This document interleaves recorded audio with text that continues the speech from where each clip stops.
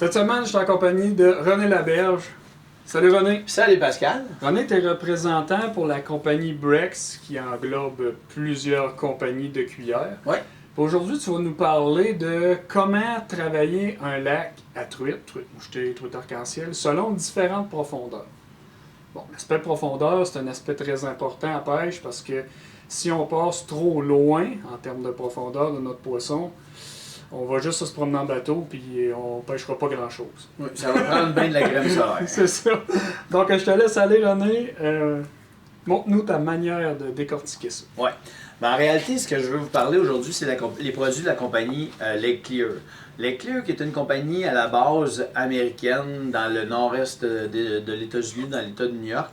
Et puis, cette compagnie-là a été rachetée par Brex en 2014. Okay. Brex, c'est une compagnie québécoise située à Sherbrooke, a transféré toute sa machinerie et son inventaire. Et maintenant, les compagnies Lake Clear, les cuillères Lake Clear sont fabriquées à Sherbrooke par des gens de Sherbrooke. Au niveau des profondeurs, comme Pascal disait, on a différentes grosseurs de cuillères dans la compagnie Lake Clear. On a la numéro 5, on a la cuillère numéro 3, qui est un petit peu plus longue, et puis on a la cuillère numéro 1, qui est ce que la majorité des gens connaissent aujourd'hui. Des fois, la numéro 5, la numéro 3 est un petit peu plus difficile à trouver, mais pas moins performante pour autant. L'idée, c'est que dans les grosseurs de cuillère, il faut toujours se rappeler que plus qu'une cuillère est grosse, plus qu'elle est pesante. Donc, si on pêche en eau très peu profonde, on peut pêcher en ruisseau ou en rivière peu profond, à ce moment-là, on peut pêcher avec la cuillère numéro 5 qui, évidemment, est faite, celle que j'ai dans les mains est moitié argent, moitié bleu. Et quand on dit moitié argent, moitié bleu, c'est vraiment de l'argent. C'est trempé dans des bassins. Il y a toute une façon de procéder là, pour que l'argent sorte d'une très belle qualité. Qualité, on se vante de dire qualité bijouterie. Donc, les cuillères, quand vous les voyez, quand on dit moitié argent, c'est pas du nickel, c'est pas plaqué, c'est vraiment trempé dans l'argent. On a le dos qui est tout en argent et celle-là ici, on a moitié argent, moitié bleu. Si on avance dans la saison tranquillement, ou on va pêcher dans des eaux un peu plus profondes, à ce moment-là, on peut utiliser la cuillère numéro 3. Donc, en étant un peu plus grande, plus longue, elle va être un petit peu plus pesante. Puis après ça, on va faire la transition avec la grosseur numéro 1. Ça, c'est la cuillère, là... Taille originale, qu'on peut dire de la Lake Clear. Exactement. Puis cette couleur-là, ben si on veut être sûr de manger de la truite pour souper, ben c'est celle-là qu'on va utiliser. Fait que la cuillère numéro 1, évidemment, étant plus grosse, elle va également aller chercher un peu plus de profondeur. Quand on avance dans l'été, l'eau réchauffe parce que l'été devient plus chaud, l'eau devient plus chaude, évidemment. Et la truite, elle, recherche sa zone de température, donc elle va descendre dans le lac ou la rivière que vous pêchez. À ce moment-là, on a même grosseur de cuillère que la numéro 1, mais celle-là ici, on l'appelle la deep. La deep est pratiquement le double de la cuillère numéro 1. Fait qu'à ce moment-là, si on veut aller chercher plus de profondeur, mais qu'on aime l'action de la cuillère Lake Clear, ben on va aller chercher une deep qui va aller chercher plus de profondeur. L'autre chose qu'il ne faut pas négliger aussi, c'est la vitesse à laquelle on va faire notre pêche à la traîne. Surtout quand on est en chaloupe, on fait une pêche à la traîne, la vitesse va jouer beaucoup sur la profondeur de la cuillère.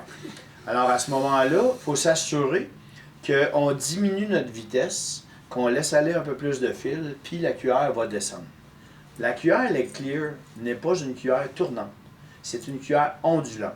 Qu'est-ce que ça veut dire? Ça veut dire que si votre cuillère fait des tours quand vous pêchez avec, ça veut dire que vous allez trop vite. Il faut ralentir. Cette cuillère-là, il faut vraiment qu'elle ondule dans l'eau. Elle est faite pour ça. Les couleurs contrastantes d'un côté à l'autre, c'est là qu'ils prennent toute leur valeur. C'est pour ça qu'ils sont faites.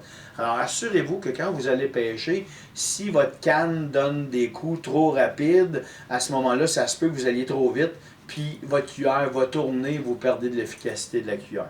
Est-ce que tu as un truc, René, pour savoir c'est quoi le genre de battement à seconde que ta cuillère faut qu'elle aille pour que son action soit optimale dans l'eau?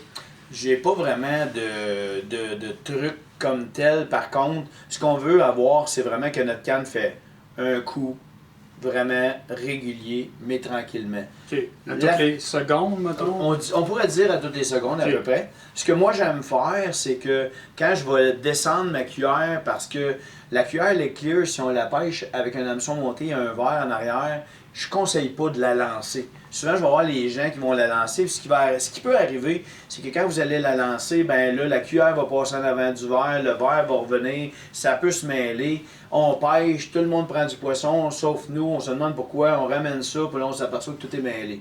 Moi, je conseille vraiment de la déposer dans l'eau, de s'assurer qu'on troll, on laisse un peu de lousse, on troll, on voit la cuillère, on voit le verre, puis là, je la laisse toujours aller un petit peu, puis là, je la vois, là, la cuillère, elle va valser, elle va juste osciller dans l'eau. À ce moment-là, je sais que je suis à la bonne vitesse, je vais laisser aller du lousse, puis je vais continuer à pêcher à cette vitesse-là. Puis le fait du petit coup à peu près à la seconde, c'est là que je peux vraiment être à l'aise que ma cuillère, elle va vraiment osciller et non pas tourner, faire des tours. Super, super. Maintenant, si la cuillère D va pas assez profond encore, parce que là, on se dit, ouais, là, le poisson il est plus profond, il me semble que ça ne mord pas, puis je vais aller plus en profondeur. À ce moment-là, on va aller chercher une Geneva. Toujours de la compagnie Lake Clear. Cette cuillère Geneva-là, ici, est le double d'épaisseur de la Deep. Donc, on va aller chercher encore plus profond. Puis, elle a une forme de Toronto Wobbler. Par contre, il ne faut pas la pêcher comme une Toronto Wobbler. Ça reste une cuillère oscillante. Donc, on ne veut pas qu'elle tourne. OK. Donc, on veut avoir le même nombre de battements sur notre canne à pêche que quand on pêche avec une Lake Clear ou une Lake Clear Deep. Puis ce que ça va faire, en pêchant tranquillement, cette cuillère-là était encore plus pesante, va avoir la même action oscillante, mais en plus profond. La semaine dernière, j'ai pêché avec, j'ai été capable d'aller descendre complètement dans le fond d'un lac de 40 pieds en trollant avec ça. OK. Évidemment, Ah, oui. avec beaucoup de fil, avec une vitesse vraiment ralentie, puis dans le fond, 3-4 livres de truite mouchetée, c'est le fun d'envoyer ça au bout de la ligne.